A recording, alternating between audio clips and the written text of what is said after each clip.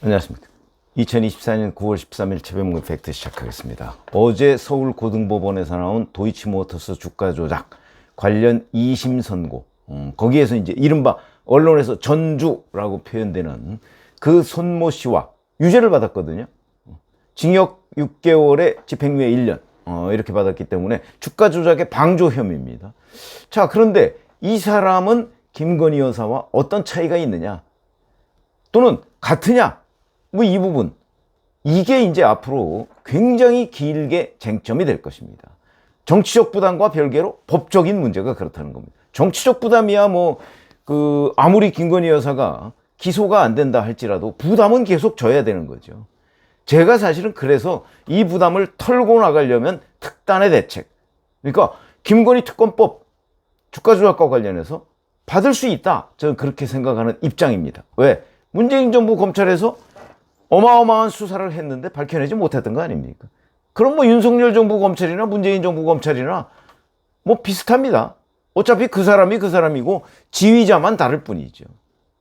그렇기 때문에 문재인 정부 검찰에서 그 수사를 해서 그 기소를 못했다는 거는 윤석열 정부 검찰에서도 수사해서 기소를 못할 가능성이 대단히 높다, 저는 그렇게 보는 입장이기 때문에, 더군다나 특검은 지금 중앙지검의 수사팀보다 아마 수사력이 떨어질 수밖에 없습니다. 원래 특검은 그렇습니다. 뭐 특검은 갑자기 모은 그 검사들 집단 아닙니까? 자, 그런데 여기에서 이제 그럼 그 손모 씨라는 사람, 우리가 그냥 언론에서는 전주 이렇게 표현하고 마는데 그냥 전주냐? 이런 부분이 궁금해지는 거죠. 1심과 2심 판결문을 살펴보면 이렇게 돼 있습니다. 손모 씨는 주가 조작꾼인 김모 씨라는 사람이 있는데, 이 사람 권유로 자기, 부인, 회사 명의 등 7개 계좌를 사용을 했고요. 그래서 도이치모터스 주식 75억 원어치를 매집했다, 이런 걸로 기소가 됐거든요. 어떤 언론 보도에 보면 100억이라고 나와 있습니다. 그건 뭐 정확하지 않은데 일단 기소 내용은 75억 원어치. 그런데 그 검찰의 수사 결과, 이게 이제 문재인 정부 검찰의 수사 결과입니다. 여기에 보면 차명 계좌 7개라고 그랬죠. 그걸 동원해서 주식을 공격적으로 매수했다. 공격적으로 매수했다는 표현은 적극적으로 가담했다는 얘기입니다. 그래서 사고 팔 때마다 주가 조작 선수인 아까 김 씨라는 사람하고 계속 연락을 주고받았고, 그리고 김 씨가 얘기하니까 그 주식을 빨리 팔아라, 또는 늦게 팔아라, 뭐 이런 거를 본인이 결정을 하고, 그 다음에 그걸로 인해서 손실을 보면 김 씨한테 항의도 하고, 그런데 결과적으로 1억 900만 원의 손실을 봤다. 이게 이제 검찰의 수사 결과고요. 자, 근데 1심은 이렇게 얘기했습니다. 더군다나 여기에 보면 이 주가 조작 선수인 김 씨한테 이 손 씨가 문자를 보낸 것도 있습니다. 당신 요청에 따라서 도이치모터스 주식을 대량으로 매수하고 상한가를 찍었다, 이렇게 얘기하면서 이건 뭐 직접적으로 소통했다는 아주 움직일 수 없는 증거가 되는 거죠. 이런 것도 있고요. 여기에 대해서 1심은 이 사람이 전주는 맞지만 시세 조종에 가담했다고 보기는 어렵다, 이러면서 무죄를 선고했습니다. 왜냐하면 1심에서는 주가 조작에 공범으로 기소를 했거든요. 자, 그런데 이게 검찰이 이제 1심 끝나고 나서 이 사람한테 그럼 최소한 방조는 되는 거 아니야? 이렇게 해서 이제 추가 기소를 했습니다. 그러니까 2심은 공범이 아니라 이 손 씨에 대해서 방조 혐의를 이제 판단을 한 겁니다. 근데 여기도 2심도 주가 조작에 가담을 안 했지만 방조 혐의는 유죄다, 뭐 이런 식의 판단을 한 겁니다. 손 씨는 김 씨 등이 시세 조종을 하고 있다는 사실을 충분히 알았고, 그들 요청으로 주식을 대량 매수했다. 자신의 이익을 도모하면서도 시세 조종을 도와주기 위해서 자금을 동원해 인위적 매수세를 형성한 것이다, 이렇게 판단을 했습니다. 그리고 아까 얘기했듯이 바로 주가 조작 선수인 김 씨한테 직접 문자를 보내서 당신 때문에 이렇게 우리가 이익을 봤다, 이렇게 칭찬까지 했다. 이거는 뭐 결정적으로 저는 뭐 이 정도가 되면 가담을 하는 거 아니냐. 그래서 문재인 정부 검찰도 이 손 씨에 대해서 공범으로 기소를 한 것 아닌가. 그런데 어찌된 일인지 1심에서는 무죄를 선고했습니다. 그 부분에. 그리고 2심도 가담까지는 아니다 이렇게 판정을 했어요. 제가 보기에는 거의 가담 수준이다. 그냥 법조인이 아닌 사람이 보기에는. 지금 그렇지 않습니까? 그 사람하고 뭐 수시로 연락해 가면서 야 주식을 뭐 팔아라 또는 파는 시기를 늦춰라 뭐 이렇게 일일이 본인이 직접적으로 지시하고 개입했다는 거죠. 이 정도가 되면 글쎄 그걸 법률적으로 이제 공범으로 보기에는 좀 무리인가? 뭐 이런 생각도 들긴 하는데 그건 이제 법조인들의 판단이고 저희가 그냥 일반적으로 객관적으로 보면 이 정도면 가담 수준이 아닌가 싶습니다. 그러니까 이 손 씨는 단순하게 방조의 범위를 훨씬 넘어선 것으로 보인다. 그런 거죠. 그런 점에서 본다면 이 손 씨의 경우가 과연 김건희 여사하고 같으냐 다르냐. 근데 문재인 정부 검찰은 손 씨는 공범으로 기소를 했고 김건희 여사는 소환 조사도 못했습니다. 그러면 문재인 정부 검찰도 손 씨와 김건희 여사가 어떻게 다르다 하는 것은 명확하게 인식하고 있었던 거죠.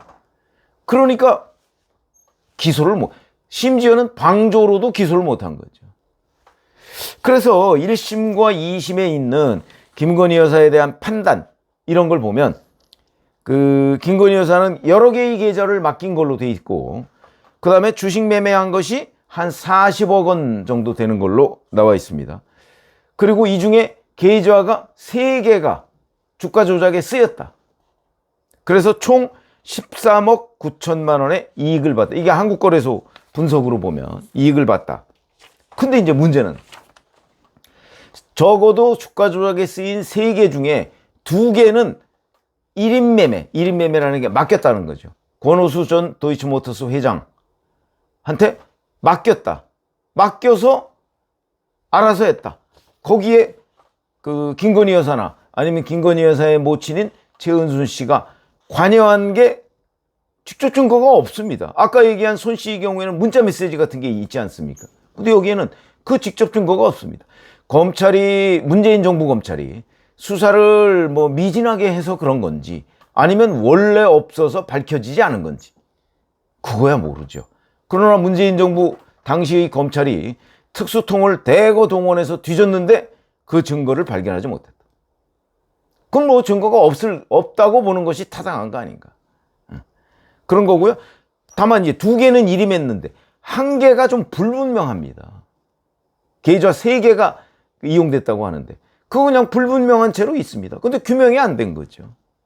거기다가 이 작전 세력이라는 김모 씨 등등 이 사람들도 손모 씨에 대해서는 이렇게 이제 증거가 있으니까 아마 인정을 한 것으로 보이는데 근데 김건희 여사에 대해서는 직접 작전에 개입하지 않았다 이렇게 또 증언을 하고 있습니다. 그러면 여건 얻기가 좀 어려운 것 아닌가. 그래서 이 손 씨는 거의 공범과 비슷한 수준. 그렇기 때문에 문재인 정부 검찰도 공범으로 기소를 한 것이고 그 수준의 개입 혐의가 다 드러났다 하는 거고 김건희 여사는 지금까지의 언론 보도나 검찰 수사 결과를 보면 그게 드러나 있지 않다는 점이 결정적인 차이라는 거죠. 그렇게 되기 때문에 제가 보기엔 문재인 정부 검찰이 김건희 여사에 대해서 밝히지 못한 것을 윤석열 정부 검찰이 열심히 해서 밝힐 것이라고는 생각이 되지 않습니다.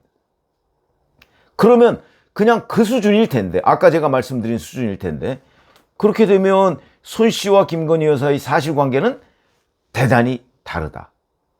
그러면 이 손 씨도 거의 공범에 가까운 수준의 손 씨도 방조 정도로 집행유예를 받았는데 징역 6개월에 집행유예 1년을 받았는데 김건희 여사는 공범 수준이 아니고 방조도 될까 말까 또는 방조도 안 된다고 봐서 기소를 문재인 정부 검찰이 못한 건데 그러면 윤석열 정부 검찰이 이걸 기소할 리가 없을 거라고 저는 판단을 합니다.